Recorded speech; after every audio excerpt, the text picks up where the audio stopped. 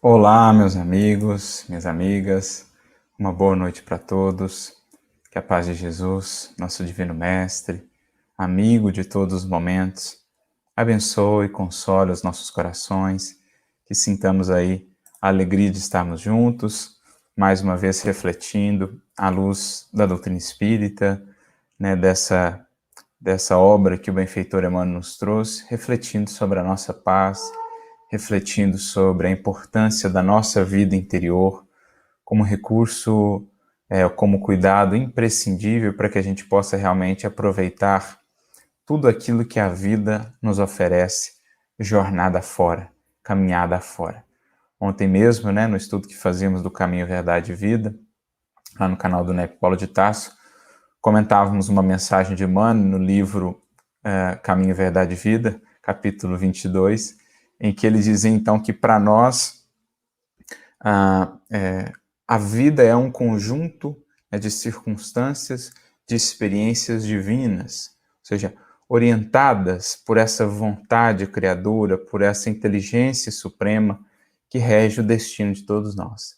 Mas para que saibamos aproveitar essas experiências, essas circunstâncias que se conjugam diariamente em nossa vida, visando o nosso progresso, nós precisamos estar com a devida clareza de raciocínio, a devida serenidade no campo das emoções, para que possamos pensar, refletir, acolher cada experiência, cada circunstância, de modo a acolher o tesouro, a oportunidade que nos traz. Então, esse é o nosso intuito com esse estudo da obra Calma, hoje entrando no capítulo 8 já da obra, cujo título é Paz em Nós.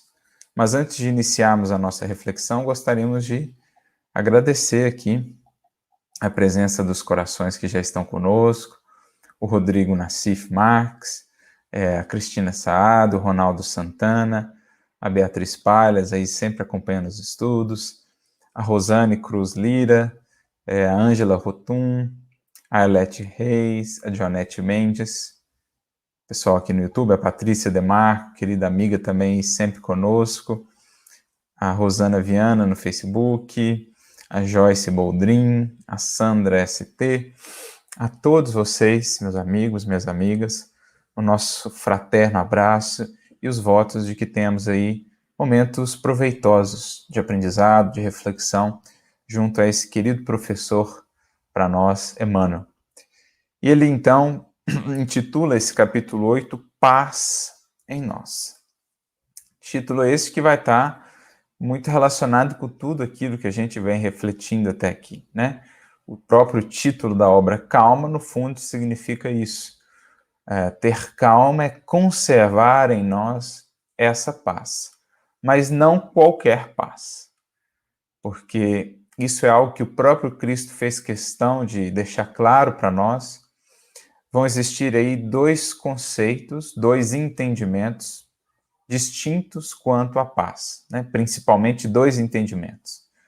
Um é aquele entendimento muitas vezes mais comum, mais corriqueiro, que é da paz como essa ausência de dificuldades, né? Aqueles momentos de maior facilidade na vida, em que as coisas vão bem, na saúde, na família, na vida profissional, na vida afetiva, enfim, em que a vida passa naquele regime de maior tranquilidade, né? De maior facilidade no plano exterior.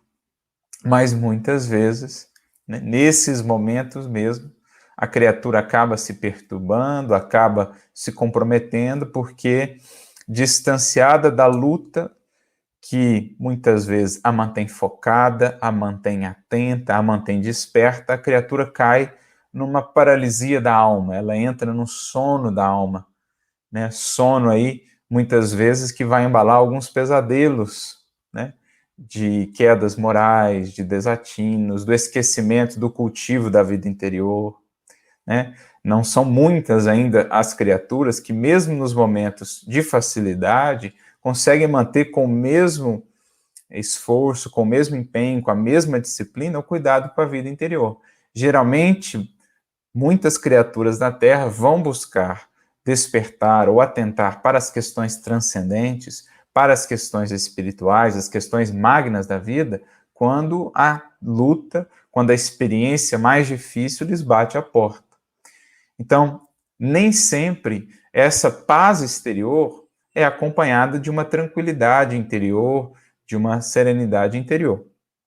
Agora, existe aquele outro entendimento de paz, esta efetivamente em nós, e daí a importância dessa descrição, logo no título de Emmanuel, ele já está nos dando aí uma pistazinha do que ele vai tratar em todo o capítulo. A paz está em nós. Ou seja, não adianta procurá-la nessas circunstâncias, porque elas são absolutamente imutáveis, absolutamente transitórias. A vida, especialmente na matéria, é impermanência. A única constância é a inconstância. Hoje as coisas vão bem nos negócios, na vida profissional, daqui a pouco podem se complicar. Hoje as coisas vão bem no campo afetivo, daqui a pouco podem surgir aflições, angústias, provas. Hoje as coisas vão bem no campo familiar, daqui a pouco podem surgir reveses, dificuldades, desafios.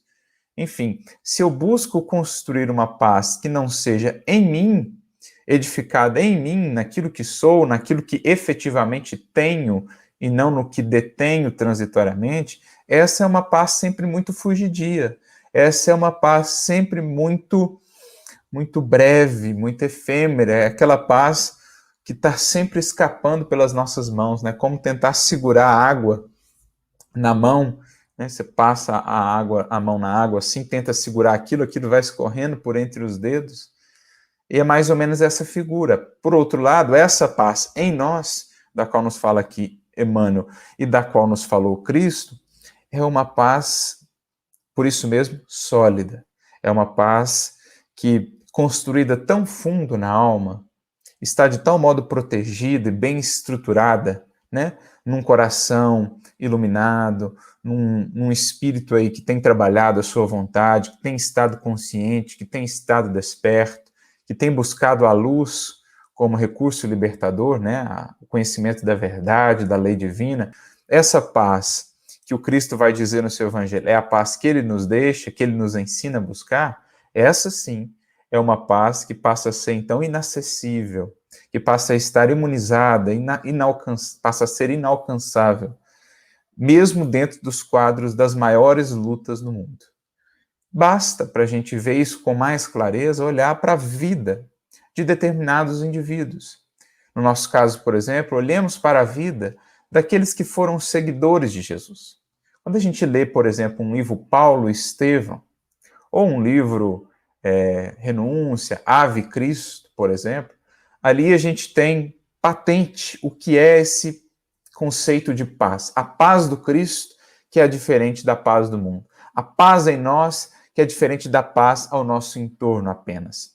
Naturalmente que, quando a paz viver em cada coração na terra, teremos a paz no entorno, né? A paz reinará de um modo mais geral, mas até lá, cabe-nos buscar essa paz em nós. Então a gente vê ali com clareza, na vida de um Paulo, na vida de um Pedro, na vida de um Basílio, na vida de um Quinto Varro, esses personagens que nos são trazidos, né? Joana de Cusa, lá no Boa Nova, a própria Maria Madalena, espíritos que lidaram com as mais difíceis, acerbas lutas no mundo. E, no entanto, conseguiam manter essa paz em si mesmos, porque essa paz decorre de algo que está dentro de nós, de uma postura interna perante a vida e de certos valores que a gente estabelece como metas primordiais, né? De certas bases que a gente consolida no nosso sentimento, nessa rocha fundamental que é o Cristo, que é a sua mensagem. Quem constrói a sua casa sobre essa rocha, já diria Jesus no final do Sermão do Monte, quem constrói essa paz, essa sua estabilidade sobre essa base segura, quaisquer que sejam as tempestades, as ventanias, enfim, tudo isso, essa casa haverá de resistir, de manter-se firme, porque edificada nas lições do Cristo, que são quais, fundamentalmente? Quais são os pilares dessa paz? O dever bem cumprido, o amor vivenciado, o perdão exercitado, a paciência, a indulgência, a misericórdia, enfim, os valores fundamentais do Evangelho de Jesus. Então, muito importante a gente já refletir nessa descrição que Emmanuel faz no título, paz em nós. Porque qualquer paz que não se sustente antes em nós não é uma paz que haverá de durar. Por isso, a paz do mundo há de começar nas criaturas, para depois se estabelecer nos lares, nas células primordiais da sociedade, para que então, e enfim, se estabeleça na humanidade como um todo. O Evangelho terá de florescer primeiro nos corações, para enfim florescer realmente para a humanidade. E ele começa no primeiro parágrafo, então, justamente nos falando sobre isso. Ele diz assim: a paz em nós não resulta de circunstâncias externas, e sim da nossa tranquilidade de consciência no dever bem ou no dever cumprido. E é preciso anotar que o dever cumprido é fruto da compreensão. Então, é assim que a gente entende como que um Paulo, mesmo em meio aos martírios, às perseguições as mais difíceis, ele conseguia manter aquela paz, aquela confiança no Cristo, estimular os outros, né, fortalecer os outros quando ele mesmo estava passando por experiências dificílimas, perseguições, privações, calúnias, e ele ali firme. É assim que a gente vê a paz de uma Joana de Cusa, como está narrado lá no capítulo do livro Boa Nova, diante do verdugo, né, no circo romano, tendo seu filho ao seu lado, ambos, ela e seu filho, prestes a serem martirizados, o seu filho a lhe gritar para que abjurasse aquele Cristo, afinal de contas haveriam ali de morrer se não abjurassem. Ela então diz ao seu filho: cala-te, meu filho, nem o mestre negou o sacrifício. Quem seremos nós para fazê-lo? E então Verdugo, né, com sarcasmo, com ironia, volta-se para ela e diz: mas então foi só isso o que o carpinteiro lhes ensinou a fazer? Somente a morrer como covardes? E ela então responde com aquela serenidade envolvente, né, com aquela serenidade que quebrava as mais duras barreiras da indiferença, do ódio, né, da sombra. Ela responde para ele: não somente a morrer, mas também a te amar. Foi isso que ele me ensinou.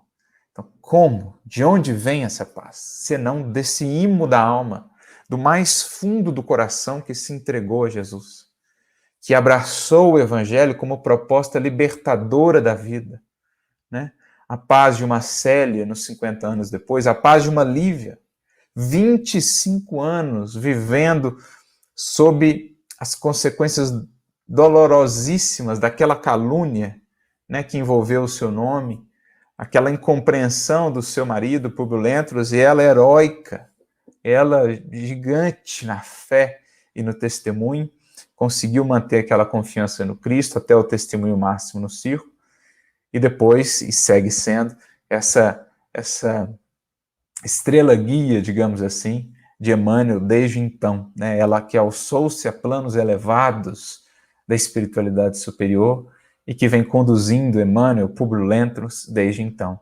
Então é aí que a gente vai entendendo a paz desses primeiros cristãos, porque se a gente não compreende essa profundidade onde ela está construída, nesse santuário interior que é inacessível às ventanias do mundo exterior, se a gente não entende isso, se a gente não mergulha fundo em nós para encontrar esse santuário, a gente realmente vai estar ainda muito como que folhas ao vento, muito ao sabor das circunstâncias que mudam sempre na vida material. E aí difícil fica conjugar, né, o nosso rumo, o nosso destino. Difícil fica acolher e aprender com cada experiência, porque a gente está sempre muito sujeito a essas intemperanças, a essas intempéries da vida material. Então, ele resume aqui, nasce da tranquilidade da consciência no dever cumprido. Paulo mesmo já diria, né, na sua segunda carta aos Coríntios, que a nossa glória é o testemunho da nossa consciência, ou seja, o que há de mais alto que nós podemos alcançar e cultivar, o que há de mais valioso é o testemunho de uma consciência tranquila, de uma consciência edificada no dever.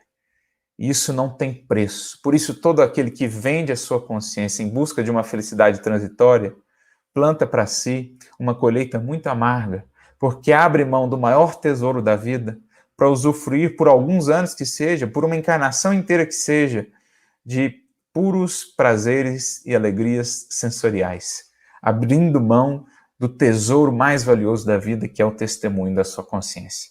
Por isso, todos aqueles nossos irmãos que enveredam por esses caminhos, né, aqueles que enveredam pelo caminho da corrupção, pelo caminho do crime, pelo caminho da calúnia, enfim, todos esses irmãos são antes dignos de compaixão do que de ódio, de revolta de nossa parte, porque não sabem, não têm dimensão da escolha infeliz que fizeram para si mesmos, abrindo mão do tesouro mais valioso que está sempre ao nosso alcance para usufruir transitoriamente daquilo que satisfaz apenas aos prazeres exteriores, a casca da vida.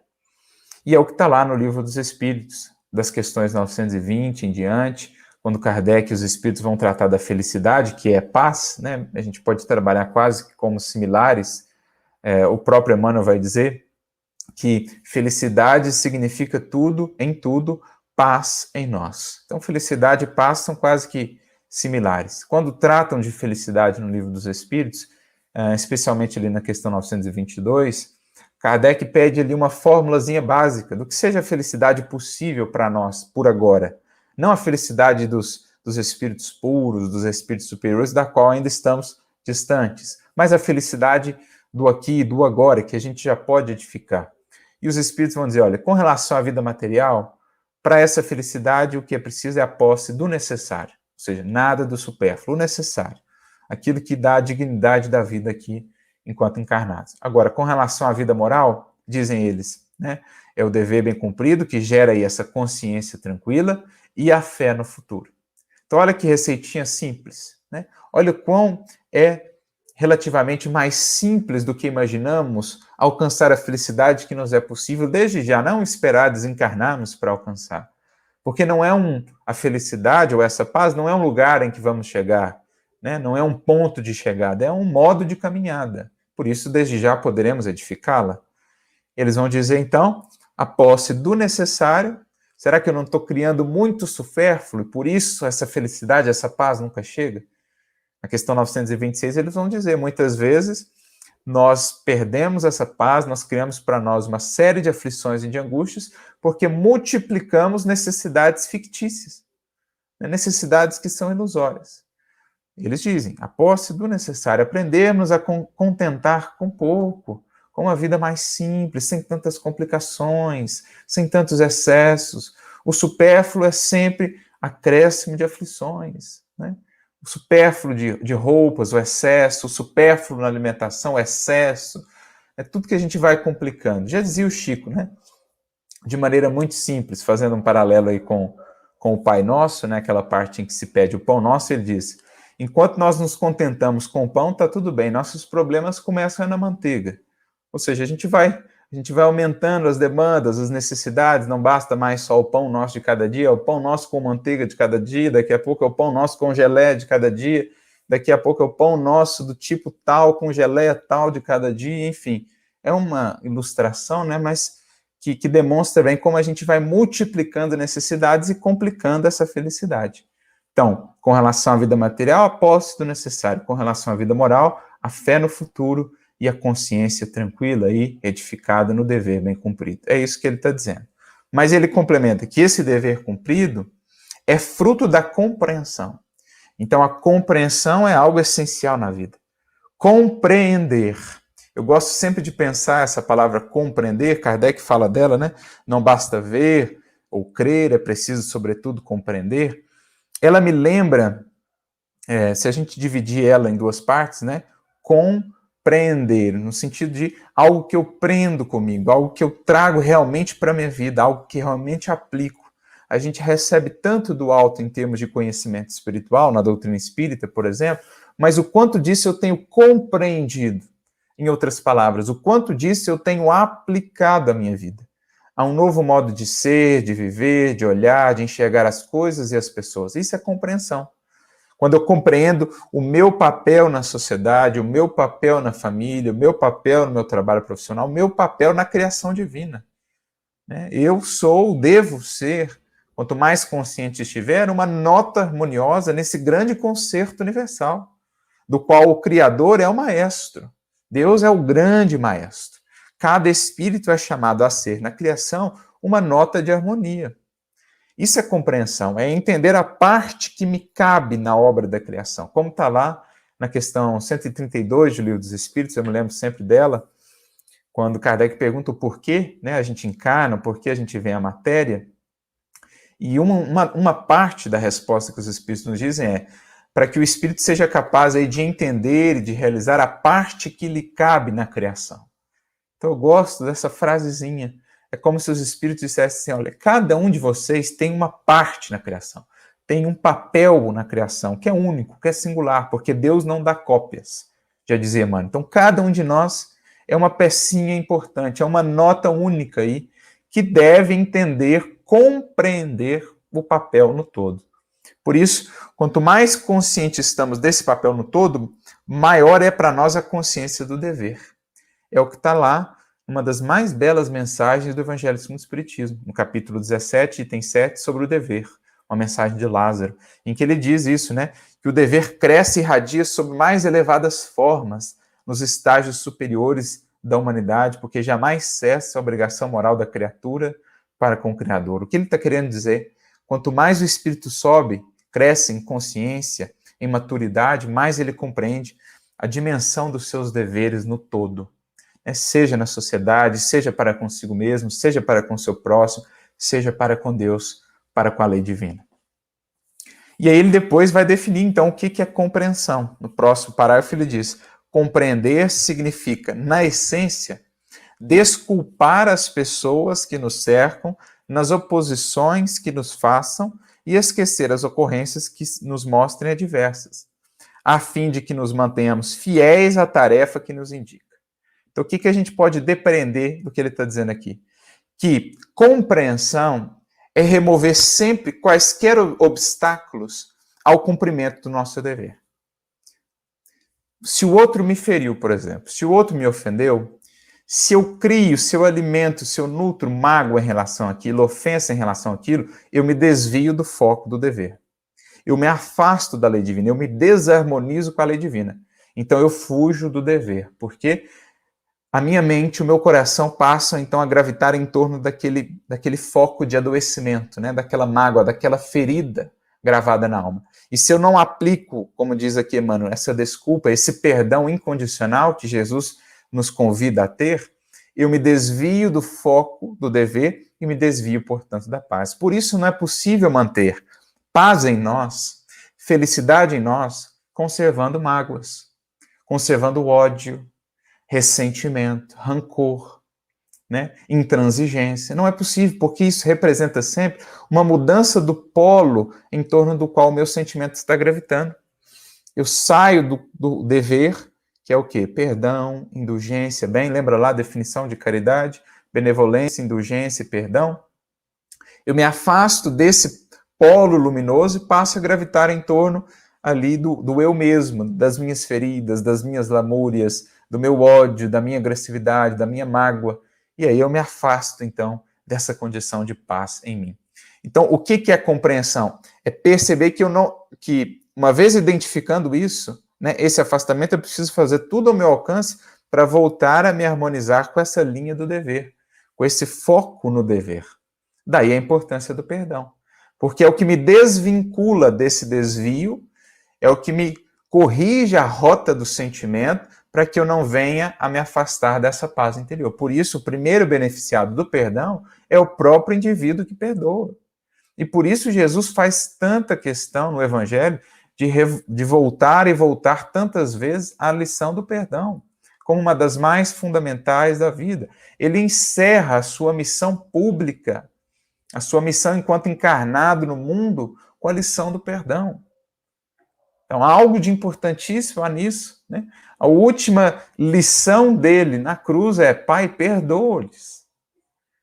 Porque ele queria deixar como legado para a posteridade a importância do perdão para as nossas vidas, enquanto não formos já espíritos puros, espíritos superiores, que então não mais nos ofenderemos e não precisaremos mais perdoar, porque o nosso coração já vai irradiar compreensão, já vai irradiar misericórdia naturalmente, espontaneamente. Até lá, precisamos recorrer indefinidamente ao perdão.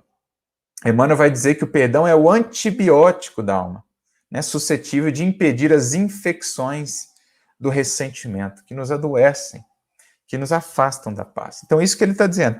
Compreender significa isso. Significa reajustar a rota assim que possível quando eu perceber que estou afastando. E um dos principais recursos para isso é o perdão. Ou, quando ele diz aqui também, esquecer ocorrências que se nos mostrem diversas. As coisas não ocorreram como eu esperava, os planos não deram certo, a vida me conduziu para outros caminhos. Que bênção, né? Renova as disposições, agradece ao Criador aquilo que ele nos envia e sigamos agora nesse novo caminho. Se a gente fez tudo o que estava ao nosso alcance para seguir um determinado rumo, que a gente julgava digno, nobre, né, sincero, e a vida está nos mostrando outra, as coisas não estão dando certo, entre aspas, porque muitas vezes quando não estão dando certo é quando mais estão dando certo, né, para corrigir rumos. Se as coisas não estão dando certo, abracemos aquilo que a vida nos propõe, né? Renovemos as nossas disposições interiores e sigamos fiéis ao dever, conscientes de que há uma condução também na vida. Né? Se a vida está em todos os aspectos nos guiando por aqueles caminhos, mantenhamos naqueles novos caminhos fiéis ao bem, fiéis à luz, ao amor, ao cumprimento aí dos nossos deveres, porque então é condução divina para onde nós precisamos estar e não onde nós desejaríamos estar. Porque mais importante é estarmos onde precisamos estar, segundo os desígnios divinos, porque é ali que está o maior aprendizado, o aprendizado fundamental. Não te conturbem a censura ou a crítica dos outros no desempenho das obrigações que a vida te assinala.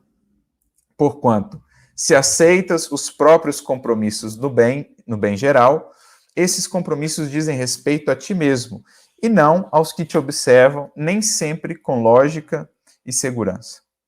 Ou seja, sigamos cumprindo os nossos deveres, independentemente daquilo que os outros acham.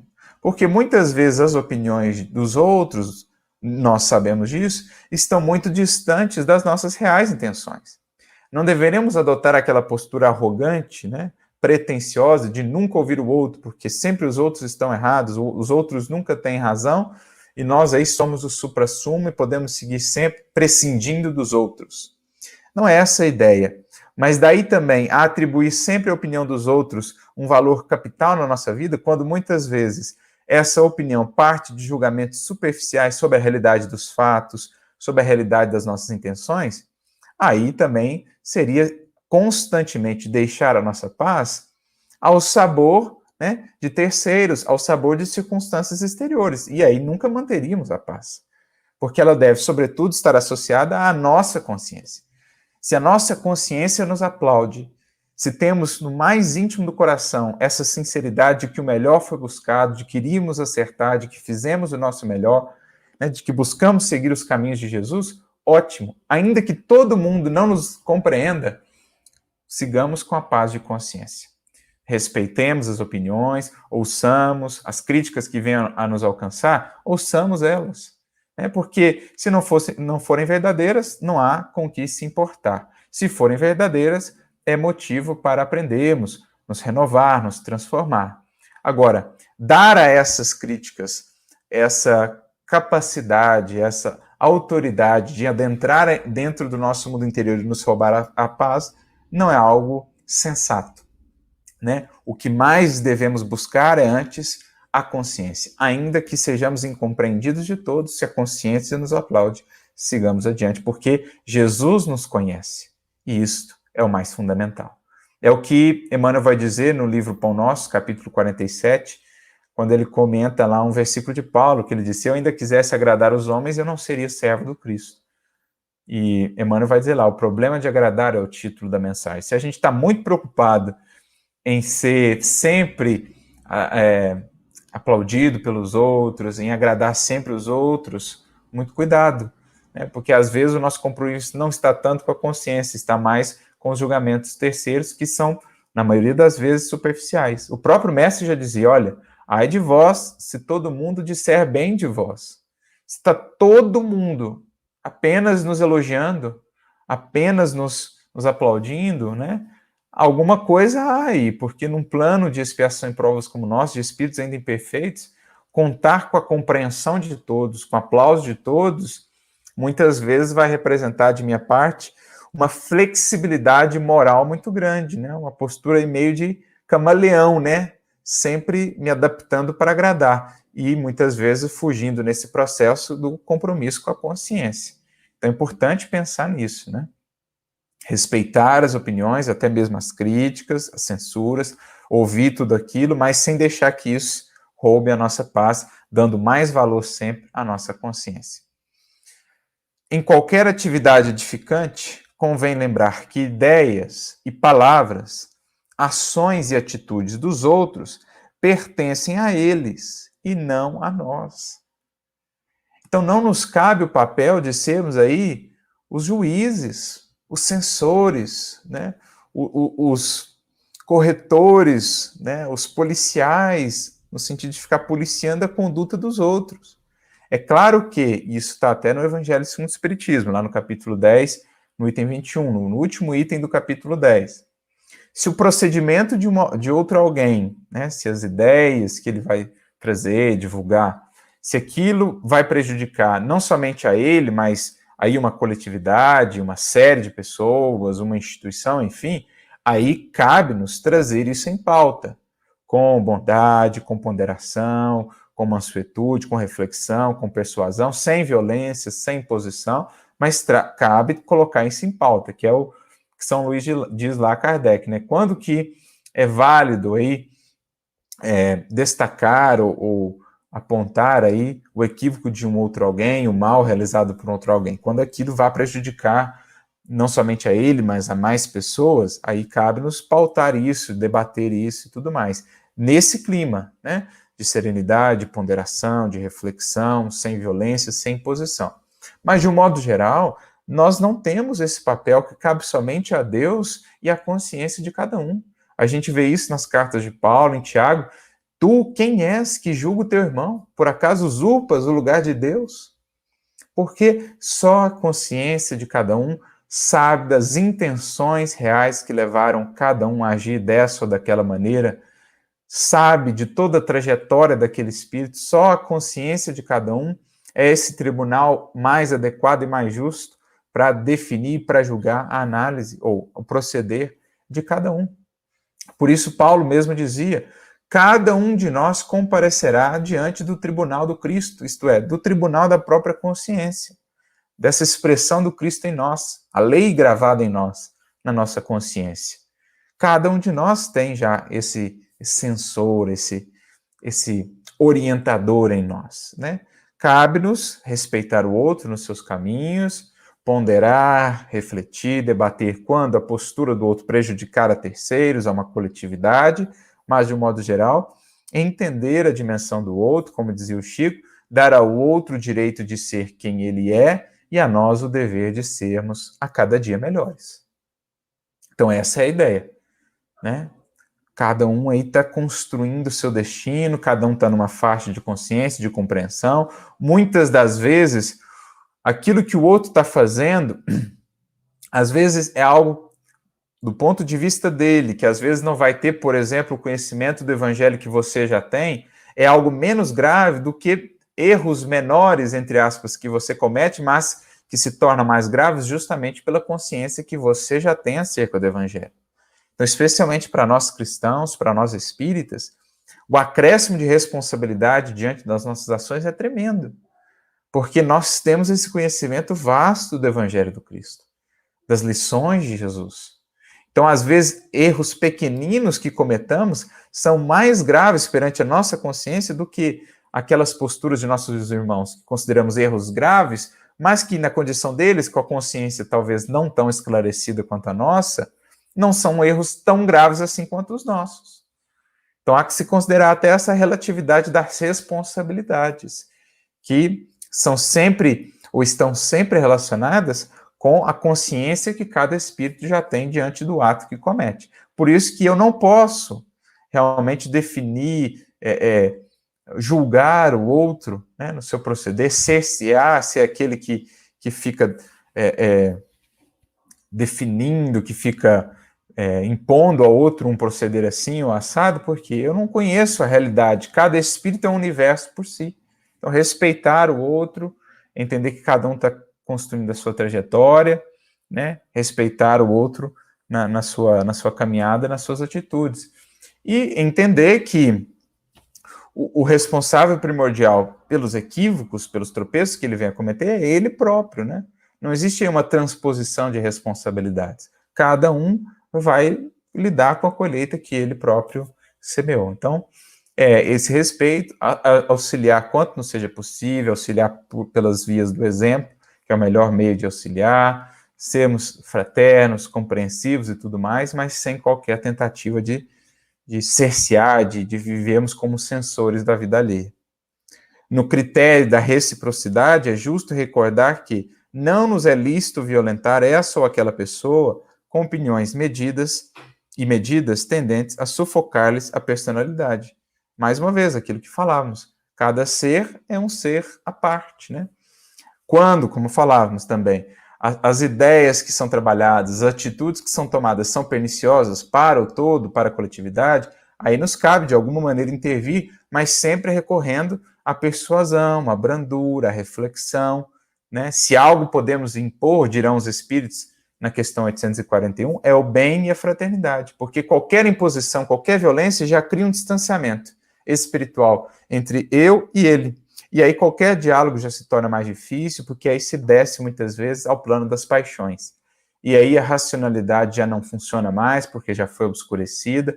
Mas quando eu vou com compreensão, com simpatia, com bondade, com ternura para o diálogo, né, eu crio maior abertura, e aí as ideias podem ser melhor debatidas.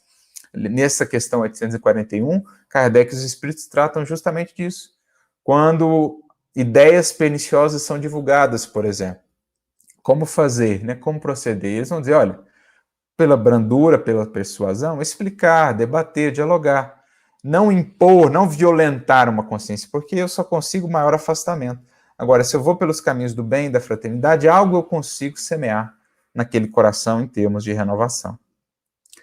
As discussões auxiliam em muitos casos de assuntos obscuros ou de companheiros desinformados. Mas servir aos semelhantes, doando-lhes o melhor de nós, é o argumento decisivo para clarear os agentes de solução a qualquer problema. Então, muitas vezes, especialmente nessas questões muito sensíveis, né, de debate, que acirram assim, muitos ânimos, as paixões, muitas vezes o diálogo propriamente verbal vai ser já mais difícil. Mas se eu vou ali tomando esse caminho do serviço, da ternura, do exemplo que precede a palavra, aí eu vou criando espaço, eu vou ganhando terreno espiritualmente naquele coração, para que depois o diálogo se faça mais possível, para que depois a explicação, o debate, a compreensão se tornem mais possíveis. É o que Jesus fez conosco. A nós, naquele tempo, seres, em nossa maioria, ainda muito brutalizados, na maioria das vezes, Jesus recorreu ao caminho, recorreu ao recurso do servir, né? Da eloquência do sentimento, da eloquência do exemplo, para abrir campo, mínimo campo, no nosso entendimento, para que depois as suas palavras pudessem ser melhor absorvidas. Então a gente vê, né, Jesus diante da injustiça do mundo, da injustiça que lhe era feita. Jesus não recorre aos debates, Jesus não recorre às palavras na sua própria defesa, ele renuncia, ele exemplifica a abnegação, o sacrifício, o amor, a doação, até o último instante. E por isso ele marcou os séculos, e por isso as suas palavras se fazem hoje tão vivas e tão eloquentes, porque ele não veio ao encontro, melhor, não veio de encontro conosco, com a nossa grosseria, com a nossa violência, com a nossa agressividade, justamente porque ele foi, né, ao encontro de nós, no caminho do serviço, da humildade, da exemplificação. ele deixou uma mensagem tão perene, uma mensagem que não pode ser esquecida, porque ele não bateu de frente, ele semeou. Né? Quando foi chamado a bater de frente, a disputar, a discutir, a esbravejar, o Cristo renunciou, silenciou e, como um cordeiro, um embaixador da paz, ele semeou luz nos corações, luz que ao longo dos séculos gradativamente vem despertando as nossas consciências. Jesus não pensava apenas no ali e no agora, Jesus pensava no além e no depois. E por isso a sua mensagem segue tão viva. Então, por isso ele diz assim, ide como cordeiros em meio a lobos, porque se a gente vai como lobos para lutar com os lobos, a gente apenas entra nessa mesma linguagem da disputa, da ferocidade, e nada se produz. Agora, se a gente vai como cordeiros embaixadores, como vai dizer Emmanuel, né, cordeiros da renúncia, da exemplificação, até mesmo o lobo vai ficando impressionado diante daquela brandura e, ao longo do tempo, claro que não é um processo instantâneo, vai se abrindo campo, né, nos corações para reflexão. Assim foi, por exemplo, com Publio Lentulus, né? Como Jesus exemplificou, aquilo marcou ele e, com o tempo, aquele coração orgulhoso, fechado, foi se abrindo diante daquele exemplo de grandeza que o Cristo deu na cruz, por exemplo. Para colaborar no interesse do bem de todos, é imperioso olvidar-nos naquilo que as induções ao egoísmo nos impulsiona a titubear ante as obrigações que a vida nos traz. Então, falar de bem é falar sempre do bem de todos.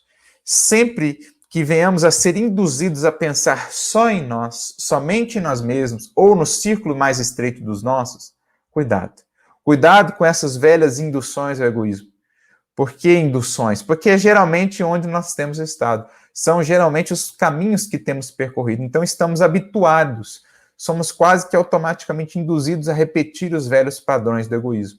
Da importância do trabalho no bem, da importância do sair de nós para irmos aos poucos vencendo essa tendência automática de seguir pelo caminho do egoísmo, né? De sempre nos fecharmos, quase que nesse processo da animalidade que a gente ainda traz, de pensar em nós. Porque, no fundo, o egoísmo remonta lá a esse pretérito, né? Quando a gente fazia ali a nossa caça, tinha o alimento e protegia aquele alimento a todo custo, um instinto de conservação. Agora a gente precisa depurar tudo isso e pensar nesse bem de todos. A única maneira, efetivamente, da paz e da felicidade se estabelecerem, né? Para todos nós. Porque essa paz em nós, essa paz que se mantém verdadeira em nós, não é a paz do egoísmo, da indiferença, do pensarmos somente em nós.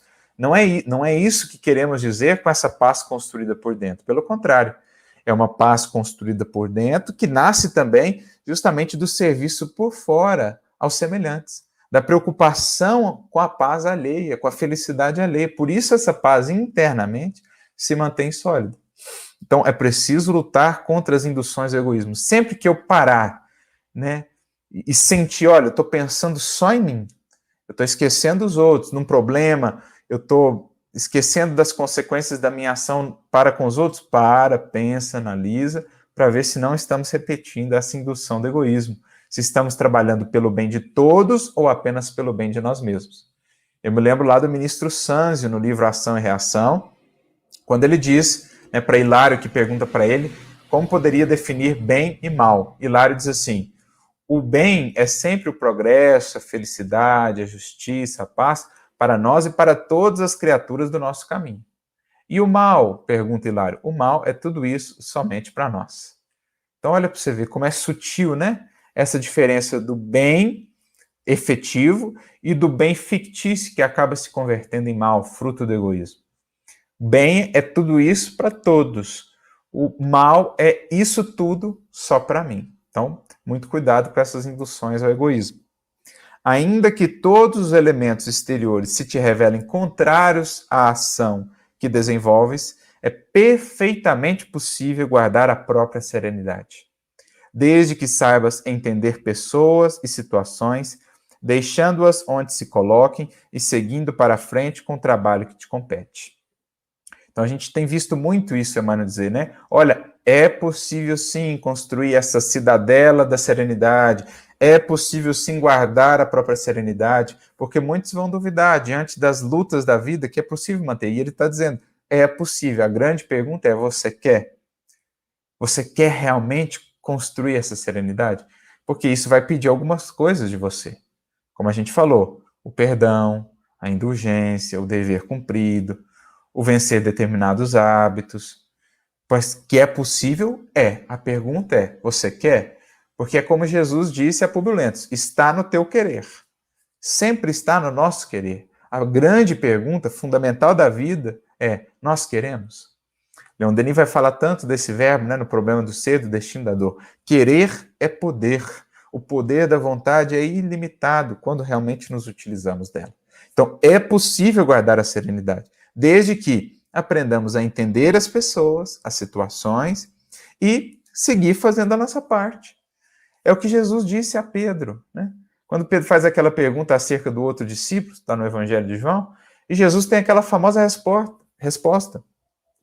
Que te importa a ti? Se eu quero que ele permaneça, né? Que te importa a ti? Segue-me tu. Ou seja, o outro não está vivendo Cristo, o outro não está fazendo bem, o outro está se, né? Respeite as escolhas do outro, mas isso não te impede de viver o Cristo. O outro é duro, o outro é orgulhoso. Ora, o orgulho dele não pode te impedir de viver o Cristo. Porque se a postura dos outros nos impedir de seguir o Cristo, então nós nunca vamos seguir o Cristo. Então, o que te importa a ti? Segue-me tu. Tem feito a tua parte? Está fazendo a sua parte? Porque se a gente está fazendo a nossa parte, o nosso coração se serena.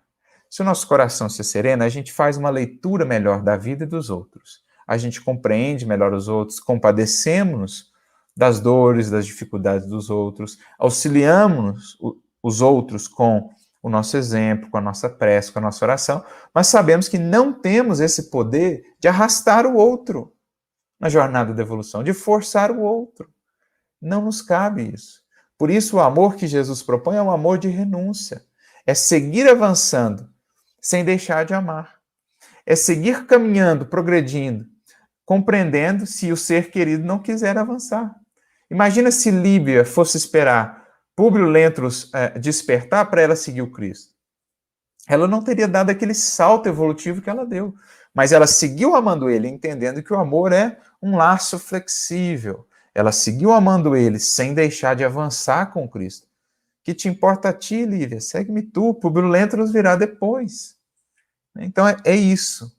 O ser que segue por esse caminho, ele conserva essa serenidade para melhor ajudar, para melhor agir, para melhor expressar o amor pelos seres amados. A paz em nós, repitamos, nasce da compreensão em serviço, ou seja, compreensão que vira serviço, que vira ação, que vira operação. Paz não é inércia, paz não é fuga aos compromissos.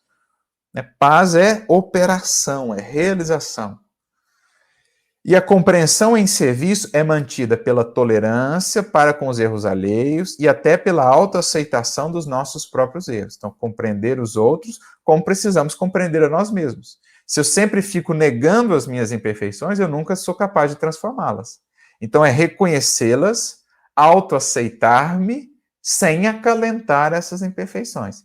É ver que elas estão ali, mas sem ficar aplaudindo-as, sem ficar alimentando-as. É identificá-las com coragem, com humildade, mas para renová-las. Então, tolerância para com os outros, da mesma maneira que eu preciso da tolerância e da compreensão alheia. De modo a sabermos corrigi-los sem tumulto e perda de tempo.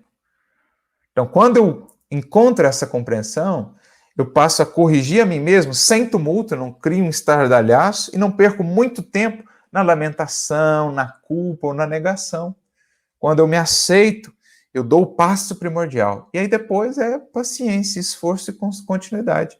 Eu não fico perdendo um longo tempo nas lamentações improfícuas sobre o proceder do outro, sobre o erro que eu cometi. Eu me disponho a caminhar, aceito o que sou, caio em mim como filho pródigo e decido. Vou me erguer e vou voltar para a casa do Pai. Então eu não perco tempo em lamentação, não perco tempo em lamúria improfícua. Eu me ergo e vou para o trabalho, né? Eu não gasto energia, eu não gasto tempo excessivamente lamentando-me. Então eu consigo corrigir a mim mesmo de maneira mais prática, mais proveitosa, e também, com isso, consigo auxiliar os outros no seu processo também de renovação. E por fim, ele conclui: em suma, enquanto não soubermos perdoar, olha de novo aqui a importância do perdão, não seremos livres para submetermos à prática do bem segundo as leis de Deus. Porque nós somos milhões de criaturas imperfeitas num planeta de expiação em provas, em processo de aprendizado. E diariamente vamos lidar uns com as imperfeições dos outros. Se o perdão não estiver inserido na nossa vida como recurso essencial, a todo momento a gente vai estar afastando do caminho do dever, do caminho da paz, porque a todo momento seremos puxados e arrastados pelas algemas que a mágoa, que o ressentimento vai criando, né? Sempre que o outro não age assim ou assado, como esperávamos ou como desejaríamos. Por isso, o perdão é, como Jesus nos diz, essa necessidade premente. 70 vezes 7. É libertação para nós mesmos, para que sigamos avançando e progredindo. E muitas vezes acabamos, em perdoando um outro alguém, influenciando esse outro alguém também a reajustar-se, a repensar os seus caminhos, a sua vida. Né? Quando fomos nós aqueles que nos equivocamos para com o outro, fazer sinceramente o movimento de reconciliação, e ainda que o outro não nos perdoe agora, isso não é tão importante. O mais importante é que de nossa parte tenha existido o movimento de reconciliação. Se o outro não nos quiser perdoar, aí é algo que cabe a ele, mas nós fizemos o movimento, porque aí conseguimos nos perdoar, para seguirmos adiante mais livres, mais leves para o trabalho renovador. Então, enquanto não soubermos perdoar, estaremos sempre presos, cativos, né? Por mais que nos afastemos daquele que é o objeto da nossa mágoa, ele continuará conosco, em nosso coração, ainda nos prendendo àquela aflição. Por isso Jesus diz: reconcilia-te enquanto estás a caminho, para que não aconteça de ir a parar na prisão. O que Jesus quer dizer com isso? Enquanto eu não reconcilio, aquele outro vai estar a caminho comigo. Ele pode estar em outro planeta, em outro país, mas ele vai estar a caminho comigo, porque vai estar dentro de mim, na forma daquela prisão da mágoa. Em perdoando, eu me reconcilio e me libero, para seguir então avançando em direção à luz. Essa é a ideia, daí a importância do perdão, para não cairmos na prisão da consciência, que nos impede, né, de avançar com mais proveito. Nossa gratidão aqui a todos que nos acompanharam, né, aos comentários, à presença amiga. Vamos ver aqui se tem algum comentário. A Cristina Saad diz aqui, né, o silêncio de Jesus marcou para sempre a história da humanidade terrena. Sem dúvidas, minha amiga. Creio que nenhuma palavra ali seria tão eloquente quanto foi aquele silêncio seu, né, ao longo de todo aquele processo. Ali, o Cristo gritou, né, de uma maneira que as muralhas mais firmes, mais grossas, que já tenhamos criado, né, para a nossa acústica espiritual, elas vêm século a século caindo diante da eloquência daquele silêncio e daquela exemplificação. O que mais?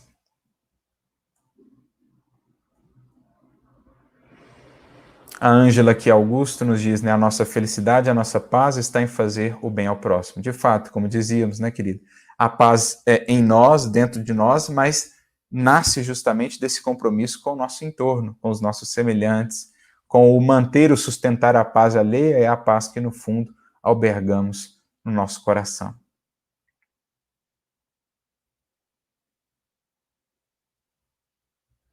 O Heraldo aqui nos diz, né, paz em nós encontramos na coerência das nossas orações com as nossas ações. Excelente, meu amigo.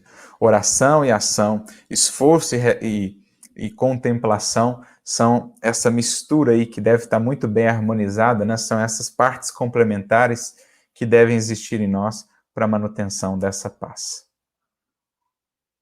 Bom, meus amigos, então é isso. Nós gostaríamos de agradecer aqui a presença de todos, os comentários, né, ao abraço aqui que nos deixaram, rogar a Jesus que lhes inspire a todos, que lhes fortaleça para a caminhada, para o exercício do perdão, que é essa chave libertadora da consciência, e que possamos realmente nos entregar a força renovadora do amor, a mais poderosa de todas as forças, aquela que há de fato, nos iluminar e nos alçar, né, aos planos superiores da vida, ao destino que está reservado a todos nós. Que Jesus lhes abençoe, lhes inspire. Um ótimo resto de semana aí, um ótimo final de semana para todos vocês. E nos vemos, então, na quarta-feira que vem, dando prosseguimento aqui aos nossos estudos. Muita paz com Jesus, hoje e sempre. Fiquem com Deus.